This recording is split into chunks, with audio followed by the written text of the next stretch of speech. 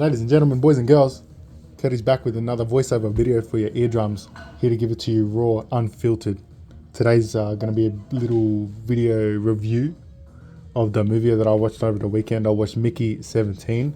So don't watch this video if you haven't seen Mickey 17 yet, because you should go watch that video. It's a mad little one. Go watch that movie. It's a good movie. I highly recommend it. I really enjoyed it. So let's get right into it. I think we got a little bit of bench press up first, as usual. While we're doing that little bench press, we might have a little chat about the movie.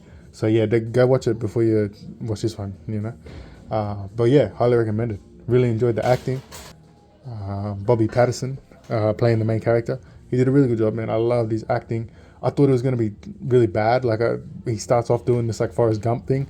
And I was like, oh God, no, I don't need another Simple Jack. You know what I mean? I was like, no way, I don't want this. But as the movie develops, he becomes sharper, and he becomes a little bit more, quick around the ears. So quick between the ears. Sorry. And yeah, as he goes on, his cadence picks up. He starts to speak with a little bit more of his chest, and he really gets into it. So that was appreciated. That it didn't stay with this terrible bloody Forrest Gump impersonation that I thought he was doing at the start. It was like, it made sense as the movie goes on. You sort of get what's happening there. But yeah, so really enjoyed his acting. Great facial acting. You really feel the emotions that old Mickey's feeling, and the other characters as well. I should have looked it up beforehand, but the chick who plays Nasha, she was really good. She gets a little spiel at the end and really gets to give it a good go. And yeah, love that. She's got that go about her. She's not necessarily a great person, but you don't need it to be, It's all right if she's a bit of an asshole, but hey, that's how it is. The other main character, I would say, is Mark Ruffalo, who plays this Donald Trump, Elon Musk kind of crossover. He's playing like a blend of both of them, and he does a wonderful job. He's got these great mannerisms, these great vocal expressions, and these little hand gestures that he does, these little pauses and tweaks, and yeah, really love his performance there. He did a great job. Looked like he really studied his inspirations before he got into the role, and really emulates those two fellas well. Yeah, really impressed with that. Love the set design. The sets were gorgeous. Looked like a modern version of Alien. If you've seen that original Alien one. Yeah, gorgeous sets. I don't know how much of it was computer graphics and how much of it was like practical sets, but the fact that I couldn't tell speaks to how good it was.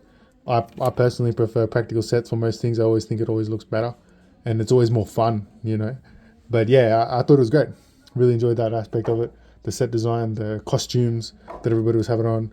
It was really, really stellar. Going into the themes of the movie, obviously, old Mickey boy there, he's all of us, He's the working man. He's literally called an expendable, and that comes through. So Mickey 17 is the 17th iteration of Mickey, a quite expendable worker who is treated as a disposable tool by the company system that controls him. They have a little subtlety there. The religious organization that comes with Mickey on his journey across the stars, I think they're called the Company, and that's very fun. That blending of church and state. I'm being cheeky, but yeah. So it was, that aspect was really good. The subtleties by the religious leader as well. I don't know how like American Christianity works. Like, is he a pastor? I think it's a pastor. I don't really get how that works, but like, there's a bald pastor who pops up in the movie, and he's always got a camera with him, and he plays an interesting role as well. A minor role, but a pretty interesting role that I think the movie is made better because of. But yeah, back to old Mickey. I was watching a video yesterday, and it was Captain Midnight. He was talking about how, like, just let Simpsons die. The Simpsons TV show, please just let it die. And the episode finale of the latest season, which I haven't seen, but he was talking about how Bart turns 11 in that episode, which is a big milestone, because he's been 10 for the last 40 years. So, speaking on that themes, I was like, holy shit, Bart Simpson is Mickey 17. Like, poor fella This keeps getting resurrected, and it was so sad in that movie.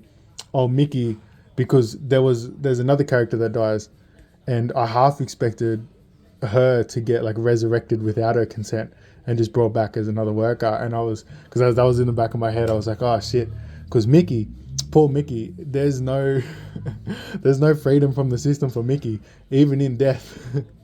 They bring him back and they said, nah, you can't die, you got work to do, Mickey. You're not done yet. Poor fella. So yeah, no, I really enjoyed seeing that on screen, and it was very interesting to watch the exploration of poor old Mickey there, being the everyman, but also kind of special because of how needed he is. You know what I mean? The context there being that, like, as workers, how integral we are to the system. You know, the system can't survive without us, and the colony that Mickey's on can't survive without Mickey. So, yeah, really, really interesting stuff in that regard. I think I might wrap this little review up, but yeah, go watch that movie, and yeah, look after yourselves. Stay deadly.